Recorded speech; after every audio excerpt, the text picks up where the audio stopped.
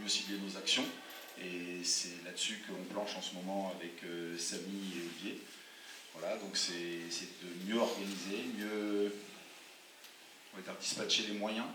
Et puis, justement, pour faire cette action commando de tout à l'heure. Mais pour le moment, donc on va pas le dévoiler, on va plutôt se faire une autre réunion en septembre. Et ça permettra de redonner encore un éclairage et de garder toujours le contact tout au long de l'année pour parler du handisport. J'en profite juste. Une dernière question pour Samy. Sur les athlètes multimédaillés, est-ce que c'est quelque chose aussi qui est visé par le staff? Parce qu'on voit qu'il y a, si je ne me trompe pas, 75 multimédaillés, la France n'en a qu'un. Est-ce que c'est un axe vraiment... j'insiste sur les points négatifs, je suis désolé, mais... Non, pas du tout, c'est pas un point négatif, c'est un grand sujet de discussion avec Guy qui nous anime parce que... alors, je vais vous sortir une stat parce que c'est important. On a 1,6 engagement moyen par athlète au sein de l'équipe de France. Les nations du top 5 sont 1,4, c'est assez paradoxal. Pourtant, on a l'impression, grâce aux multimédaillés, qu'ils en ont beaucoup.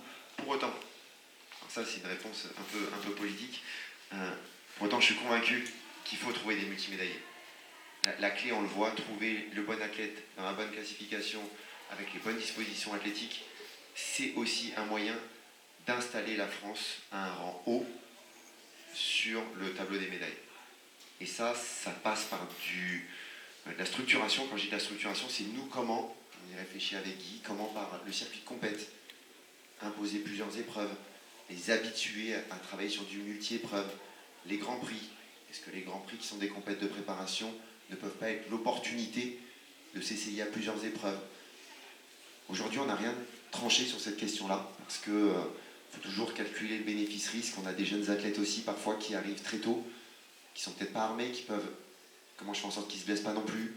Comment je fais en sorte de les orienter, les coachs, etc.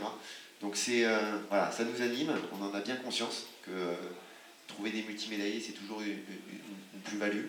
C'est pas la réponse unique, mais ça doit faire partie, on va dire, des armes à notre disposition.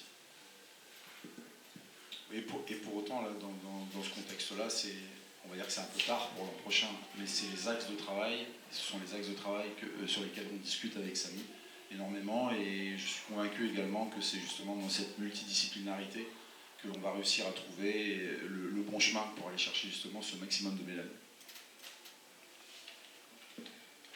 Est-ce qu'il y a d'autres questions ?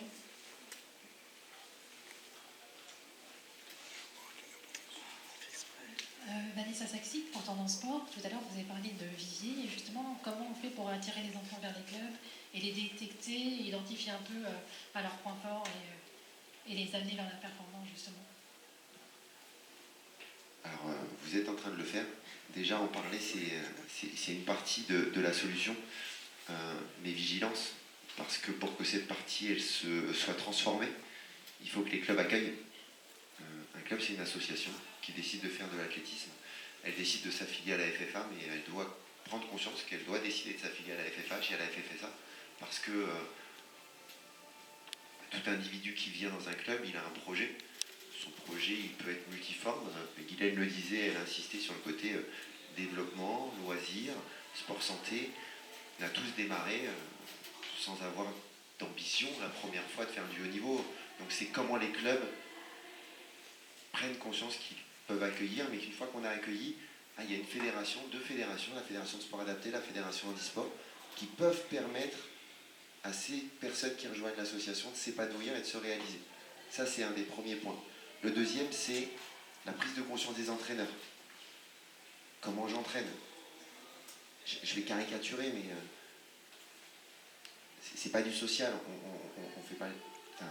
On n'est pas là juste pour dire « Ah, c'est super, on a accueilli une personne en situation de handicap, regardez, à l'AG, on se félicite tous de se dire ah, on a bien fait, etc. » Non, qu'est-ce qu'on lui a proposé?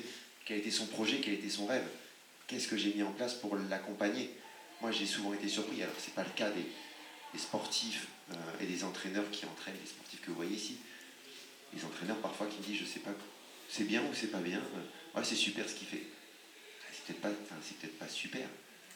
Et donc, cette prise de conscience à tous les échelons, les collectivités aussi ont un rôle à jouer.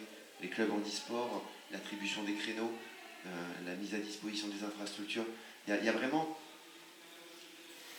je ne vais pas dire une révolution, mais un bouleversement profond dans l'approche de ce qu'est le parasport, parce que plus il y aura de monde accueilli, plus il y aura un projet construit et des gens instruits sur comment on les accueille, formés, plus on aura une chance de convertir.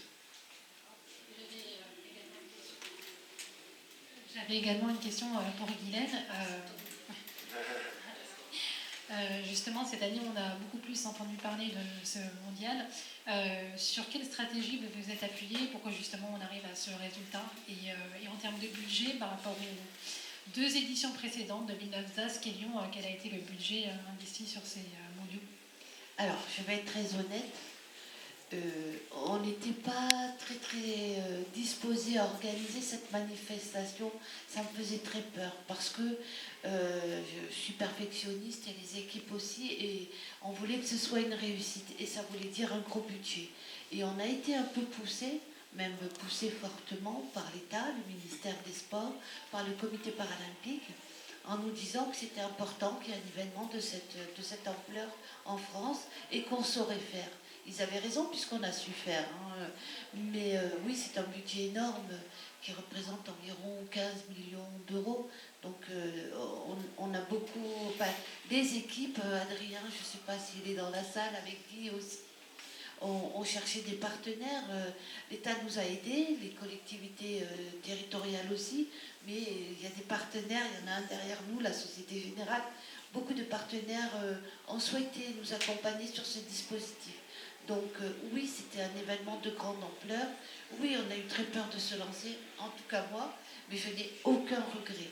Je voulais juste rajouter quelque chose par rapport à ce que disait Samy et le vivier, la volonté de trouver et de se faire accompagner. Nous avons, la Fédération Handisport et Sport Adapté, on participe à un processus, un protocole qui est mis en place par le comité paralympique qu'on appelle les clubs inclusifs. C'est-à-dire qu'on va faire des informations, des petites formations aux clubs des fédérations homologues qui le souhaitent pour accueillir les personnes en situation de handicap. C'est très basique comme formation, mais ça permet au moins de démystifier le handicap, et si tant est que des entraîneurs soient intéressés par la pratique, eh bien, ça nous permettra à nous d'avoir un peu plus d'infrastructures disponibles, puisque les clubs handisport ont des difficultés dans les territoires. Je suis issue d'un club marseillais, je l'ai dit.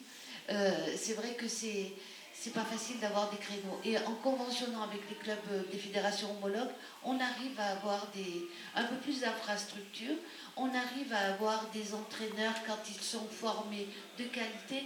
Nous restons les fédérations expertes, mais on a besoin aussi de la logistique des fédérations homologues.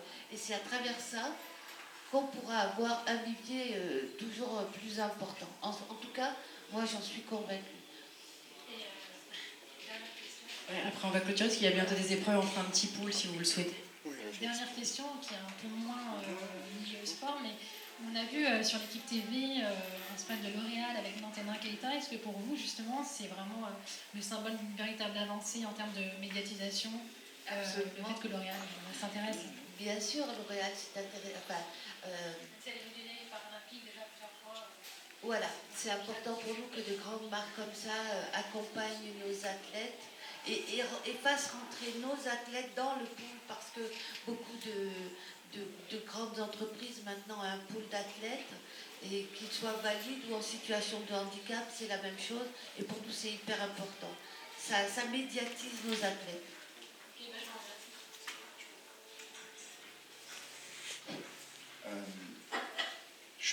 Alors là, pour autant, c'est moi qui vais être frustré. Je suis venu à cette conférence de presse pour parler de performance. On a parlé de plein de choses qui tournent autour de la fédération, c'est le développement, c'est la structuration. Moi, je pense qu'avant tout, on est dans un championnat du monde. On a eu des articles qui sont parus où on a fait des faux départs, on a été un petit peu égratigné. Et là, on ne parle pas de performance. Donc je suis désolé de vous le dire, j'aurais préféré qu'on parle de performance, qu'on parle de nos athlètes, des performances qu'ils ont réalisées sur la piste, et je pense que ça aurait été bien meilleur pour moi. Merci. Merci Guy. On va clôturer. Il y avait RMC, Radio France, je crois qu'ils voulaient voir Guy ou d'autres personnes en individuel.